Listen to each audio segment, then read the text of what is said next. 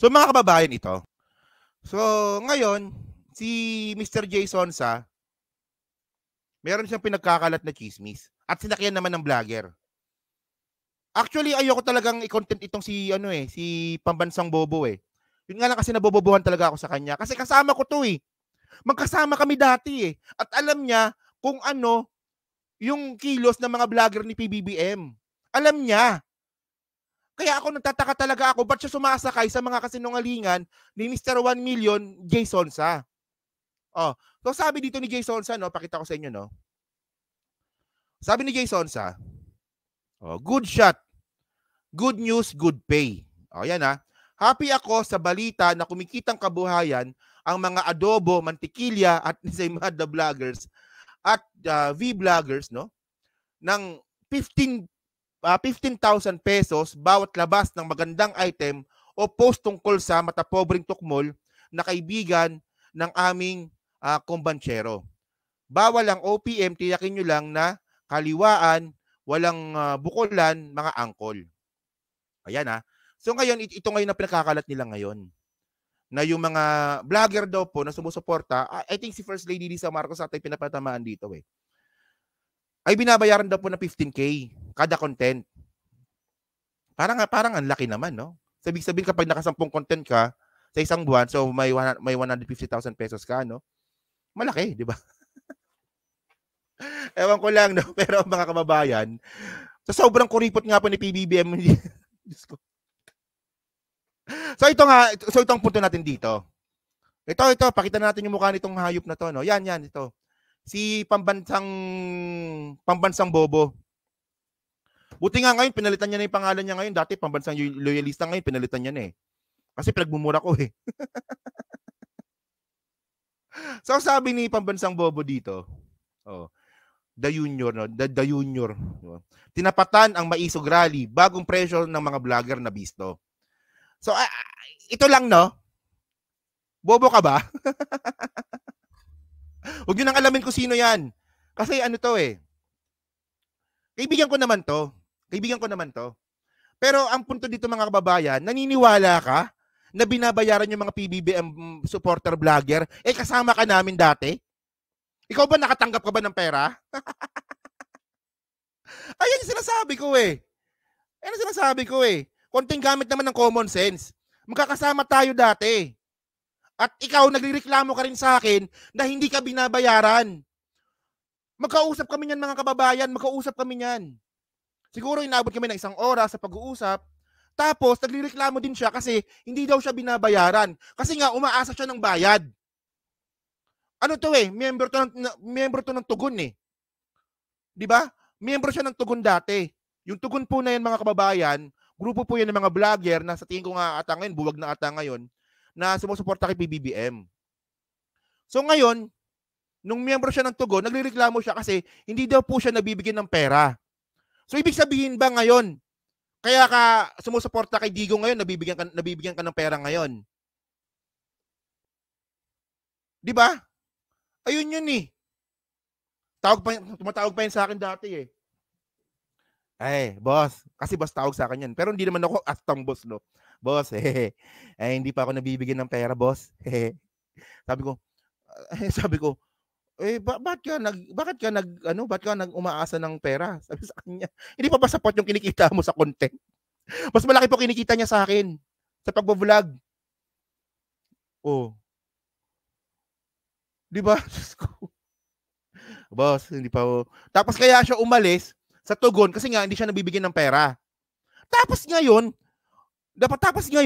nagkalat ng chismis pangalan nito, si Mr. 1 Million, si Jason sa, na binabayaran yung vlogger, sinakyan mo naman.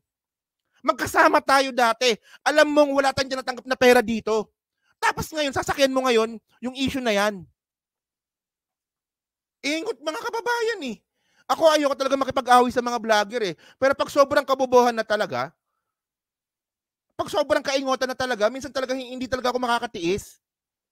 O so ngayon, nagreklamo ka, hindi ka nabayaran, hindi ka nabibigyan ng pera. Kahit na PBB ang vlogger ka, na as if naman lahat naman tayo ganon. Ngayon bumaliktad ka. Magkano binibigay sa iyo ngayon? Magkano binibigay sa'yo ngayon? Kaya ako hindi na ako naniniwala sa'yo eh.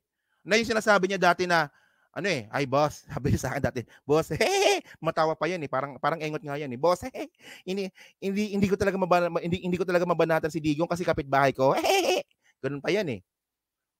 Parang hindi na ako naniniwala dun eh. Kasi kung talagang prinsipyo mo talaga, yung umiiral dito, babanat ka kahit kapitbahay mo.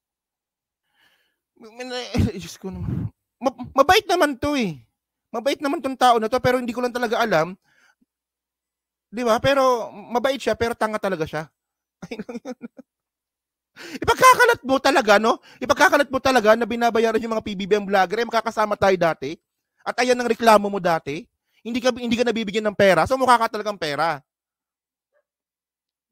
Oh. So ngayon mga kababayan, wala lang, nadaanan ko lang yan, tama na yan. Hindi naman relevant yan eh.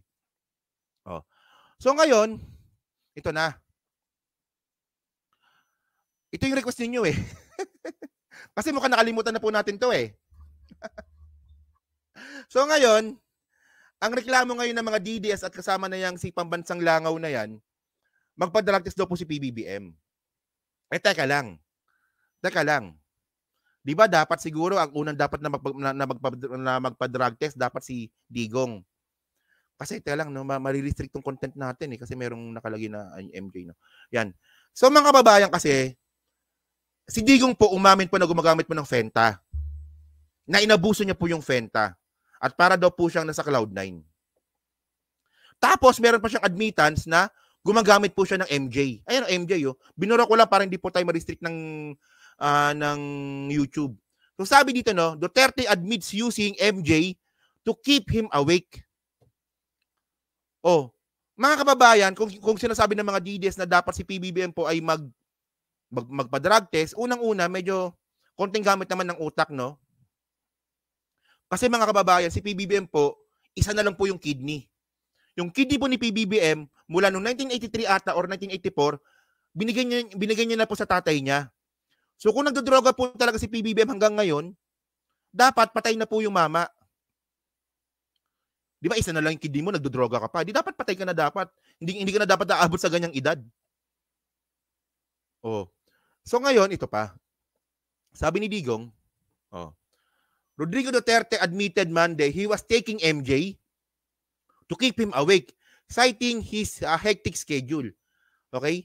So, para mas maganda mga kababayan, sinabi niya pa talaga ito on national TV at saka on public. Oh, so sabi niya dito, to. Panoorin natin to ah. Hindi pala yan. Sorry. Mali. Ito pala.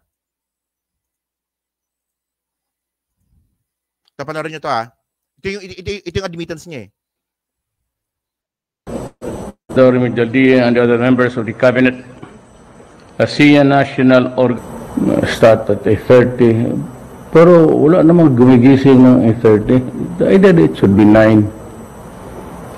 Tapos the next meeting would be lunch, then 2:30, then another one and 4:30. Apat lang pero kung every 30 minutes.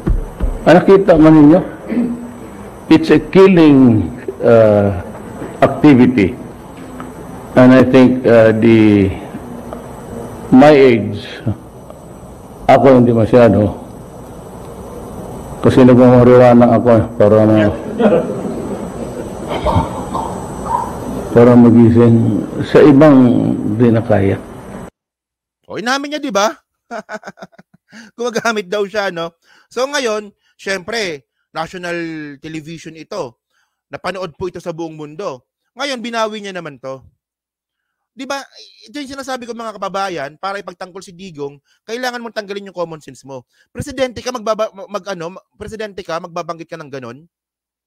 Oh, ngayon siguro kung meron dapat ipatukhang itong si Baste Duterte, dapat unahin niya muna siguro yung tatay niya. Ito admittance to eh. Oh, so ngayon ito pa. Ngayon na itong video po na to, pinutol ko po yung mga word na pag sinasabi po yung MJ para hindi po tayo ma-restrict ng YouTube, no. So ito, nung tinanong po siya na totoo ba presidente na gumagamit ka ng MJ? So ngayon ang ginawa niya, plastic lang daw po 'yon. Kita mo kalokohan, no? So ito, panoorin niyo to ah. Nagulat dun sa nabanggit niyo po downstairs. Plastic ang ginamit. Ano naman ano? Plastic daw. Plastic na Ano yun, sir? What's the force? Plastic. What does it mean? What's the Plastic? Plastic marijuana. What is that? Ayan, ginagawang plastic na parang plugs. So, sir, you were joking. Of course. O, di ba? So, mas malala pa pala ginagamit nito. Plastic. Saan ka nakakita? No? Subukan nyo kayang humitit ng plastic. Oh, parang mas maganda ganito. Malamang ganito kasi plastic daw eh. Malamang yung straw. Alam niyo yung straw? Yung plastic straw. Malamang sinisindihan ni Digong yung straw, tapos ayun yung inihititit niya. talagang may sapak talaga yung utak nito, no? Plastic ang walang ya. Binanggit niya na gumagamit siya, tapos nung tinanong siya, plastic. Kaya pala sira ulo to kasi plastic yung tinitira. Kasi nga, ayan, ginagawang plastic na parang plugs. So, sir, you were joking. Of course. Ngayon mo but I want to shake the tray in the middle of a kasi boring pag wala. Ako naman, alam mo naman, nagpapatawa talaga. Kasi boring pag walang But ikaw, ano ang higit na? Do you really believe na sigarilyo ako na para? It's not for me to say, it's for you to say. Hindi, ikaw, kung tanongin, do you really believe me? You say marijuana.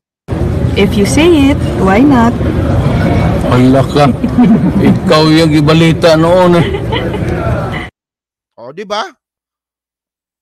Siya yung may admittance eh. Tapos yun, bibiruin niya. Saan ka nakakitang plastic na MJ? Hindi ko... O, baka rugby. Yan, baka rugby nga, no? No, siguro, baka rugby. Kasi mga kababayan, napaka-inappropriate naman talaga na magbiro ka ng ganun. Isipin mo, nagkanda ka ng tokhang, tapos ang ending pala, gumagamit ka rin pala. Tapos ngayon babawiin mo. Di ba sabi ko nga mga kababayan, para ipagtanggol si Digong, kailangan mo tanggalin yung common sense mo. Kunwari DDS kayo. O, napanood nyo to. Kaya nyo bang ipagtanggol si Digong na ganito yung sinasabi? O kaya ngayon mga kababayan, kung meron dapat ipa-drug test, dapat si Digong yun. Malay nyo ngayon, di ba? Malay nyo, nag-fenta pa yan. O malay nyo, kasi baka nag-MJ pa yan. Di ba? Kasi merong admittance eh. O baka malay nyo combine, Fenta tapos MJ. O. Di ba? So yun mga kababayan, so maraming salamat po sa inyong lahat, no? So dyan po sa 1,200 pa nanonood. So hindi pa po nakakapag-like, palike na lang po ng video po na to at dyan po sa Team Replays. Kayo ba, naniniwala ba kayo dito sa pautot ni Digong? At sino ba dapat ang magpa-drug test? Si Digong ba o si PBBM? So yun mga kababayan, so pag-comment lang po sa baba at binabasa ko pong lahat yan. So hanggang sa muli po, maraming salamat po sa inyong lahat. Ako po si Takero Maymoto. Bye-bye, salamat po. Thank you po. Okay. Kaya, kapo kanilang mga DDS. Title, ayoko niyan, di ba? Oh. Si Digong ang bangag. So, thank you mga kababayan. Kita na lang ulit tayo bukas, no?